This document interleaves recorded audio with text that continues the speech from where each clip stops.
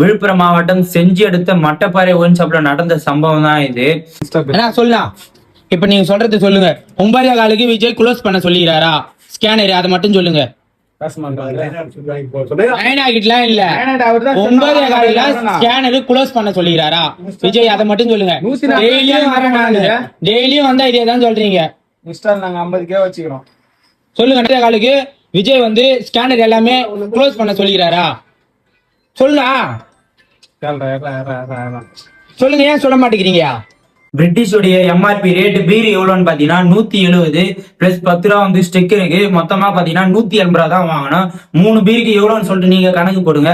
ஆனா அந்த ஒயின் ஷாப்ல எங்க கிட்ட வாங்கின அமௌண்ட் நான் இந்த ஸ்கிரீன்ல போடுறேன்.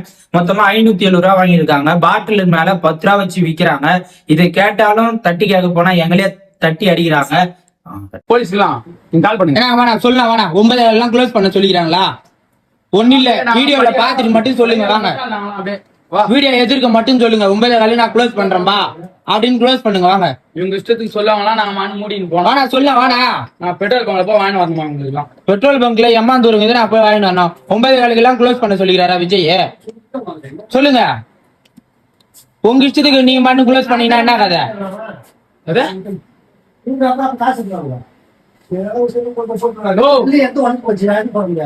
வேற எத்தனை போடுங்க. அப்ப செல்லுல பண்ணா கலப்பாத்து.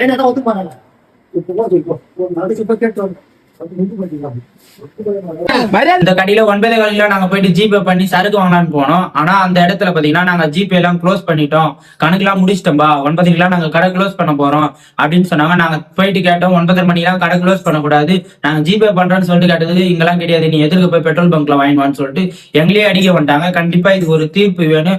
இது முடிஞ்ச அளவுக்கு ஷேர் பண்ணுங்க. இது சீக்கிரமா இதுக்கான ஒரு தீர்வு வந்து கிடைக்கணும்னு சொல்லிட்டு நான் கண்டிப்பா கேக்குறேன்.